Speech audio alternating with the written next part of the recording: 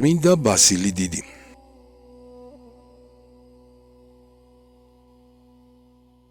ისტორიას ხშირად ცვლიან პიროვნებები, რომელთა ცხოვრებაც კონკრეტულ ეპოქაში იწყება.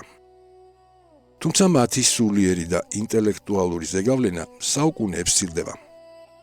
მეოთხე საუკუნის კაბადოკია სწორედ ასეთი დრამატული გარდატეხის ეპიცენტრი იყო, პერიოდი, როდესაც წარმართული ანტიკური სამყარო ნელ-ნელა ადგილს უთმობდა ქრისტიანულ ცივილიზაციას. ეს პროცესი არ ყოფილა მშვიდობიანი. იგი სავსე იყო იდეოლოგიური ბრძოლებით, დევნითა და შინაგანი საეკლესიო განხეთქილებებით. სწორედ ამ რთულ გარემოში, დაახლოებით 330 წელს, კესარიაში დაიბადა ადამიანი, რომელსაც ისტორიამ დიდი უწოდა. ბასილი კესარიელი არ იყო მხოლოდ რელიგიური მოღვაწე. იგი გახლდათ თავისი დროის უდიდესი ინტელექტუალი, რომელმაც მოახერხა ელინური ფილოსოფიური აზროვნებისა და ქრისტიანული ეთიკის გენიალური სინთეზი. ბასილის ფენომენი მისი ოჯახიდან იწყება, რომელიც ნამდვილ წმინდანთა სავანეს წარმოადგენდა. იგი კეთილშობილებით, სიმდიდრით, ნიჭიერებითა და საღვთო მოშურნეობით ცნობილი გვარის წევრი იყო. მისი წინაპრები ქრისტიანული სარწმუნოებისთვის თავგანწირვის მაგალითს იძლეოდნენ. წმინდანის პაპა და ბებია დიოკლეტიანეს დევნისას 7 წლის განმავლობაში იმალებოდნენ პონტოს ტყეებში.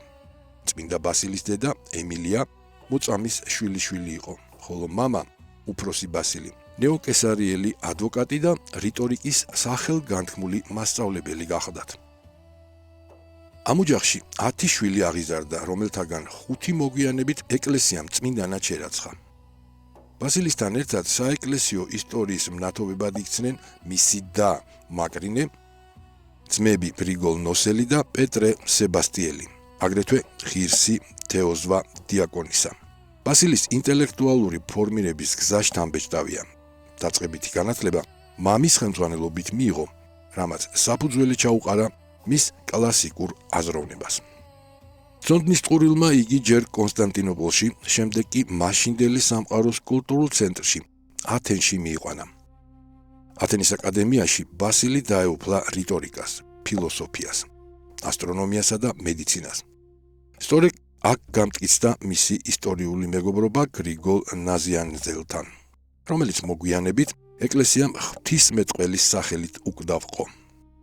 მათი კავშირი იყო არა მხოლოდ ემოციური მეგობრობა, არამედ იდეური ერთობა. გრიგოლ ღვთისმეტყველი იხსენებდა, რომ მათთვის ათენში მხოლოდ 2 გზა არსებობდა, პირველი ტაძრისკენ მიმავალი და მეორე სკოლისკენ. 25 წლის ასაკში ბასილი უკვე აღიარებული რიტორი და ადვოკატი იყო. თუმცა შინაგანი ხმა მას უფრო აღმატებული მიზნებისკენ მოუწოდებდა. გარდამტეხი მომენტი ბასილის ცხოვრებაში მისი დის, წმინდა მაკრინეს გავლენით დადგა, რომელმაც ძმას ამ სოფლიური დიდების ამაოება დაანახა. ბასილი სულიერად აღიმაღლა. მიიღო წმინდა ნათლისღება და დატოვა წარმატებული კარიერა. მან იმოგზაურა ეგვიპტეში, სირიასა და პალესტინაში, რათა საკუთარი თვალით ეხილა უდაბნოს მამების ღვაწლი.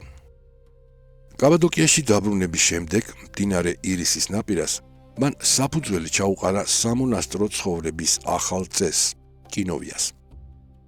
ბასილი და გრიგოლი უმკაცრეს თავშეკავებაში ცხოვრობდნენ. ეწეოდნენ მძიმე ფიზიკურ შრომას და პარალელურად სწავლობდნენ წმინდა წერილს.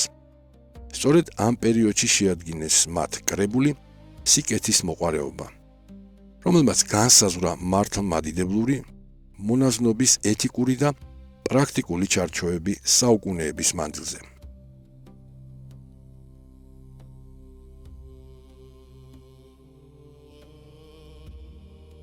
ეკლესიის ისტორიაში განსაკუთრებული ადგილი უჭირავს ბასილი დიდის ბრძოლას არიანული მწვალებლობის წინააღმდეგ.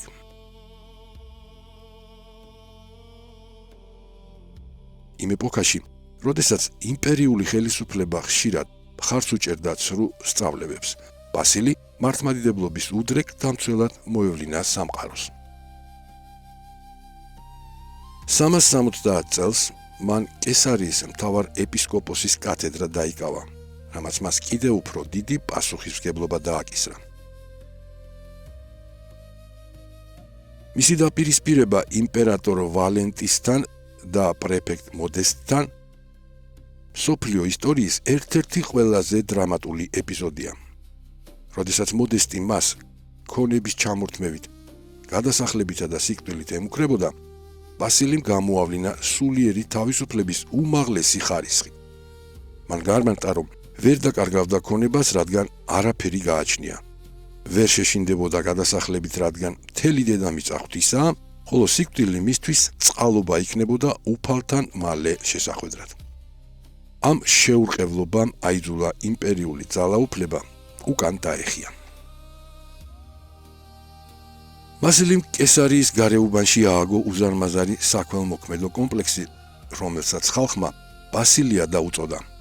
ეს იყო მთელი ქალაქი, სადაც ფუნქციონირებდა საავადმყოფოები, თავშესაფრები მოხუცთათვის, მწირთა სახლები და სკოლები ობლებისათვის.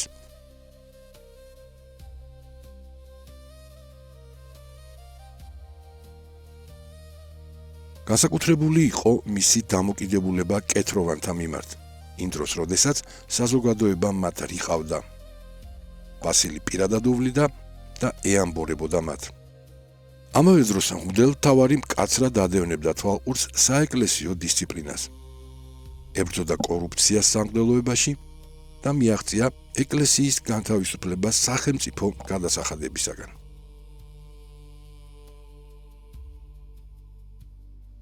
მისი ინტელექტუალური მემკვიდრეობა მოიცავს თეოლოგიურ შედევრებს, როგორიცაა 6-თა დღეთათვის, რომელშიც ბრწყინვალედაა განმარტებული სამყაროს შექმნის ისტორია. მანვე მოახდინა საეკლესიო ლიტურგიის რეფორმა, რომელიც დღემდე აღესრულება მართლმადიდებელ ტაძრებში. აღსანიშნავია, რომ ბასილი დიდის საღვთო სიბრძნე ადრეულ საუკუნეებშივე იქცა ქართული ეკლესიისა და მწერლობის განუყოფელ ნაწილად. ჩვენმა დიდმა მამებმა, ექვთიმე და გიორგი მთაწმინდებლებმა, აგრეთვე ეფრემ მცირემ, მისი თხზულებანი უდიდესი მეცნიერული სიზუსტით თარგმნეს ქართულ ენაზე.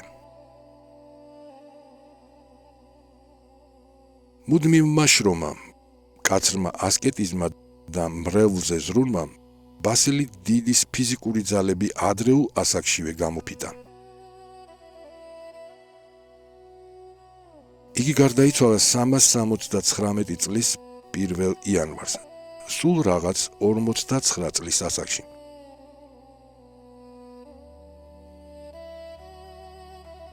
მისი უკანასკნელი სიტყვები: უფალო, შენს ხელთარს სული ჩემი. გახდა მისი მთელი ცხოვრებისეული გზის ლოგიკური დასასრული.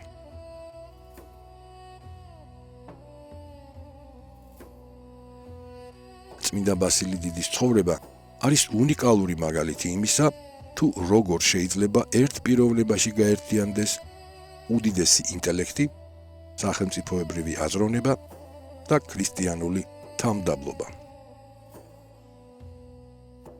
იგი დარჩა ისტორიაში როგორც ეკლესიის დაუღალავი გუშაგი, რომლის სიტყვაც 16 საუკუნის შემდეგაც ისევე მკაფიოდ მოუწოდებს ადამიანს სიწმინდისა და მოყვასის მსახურებისკენ.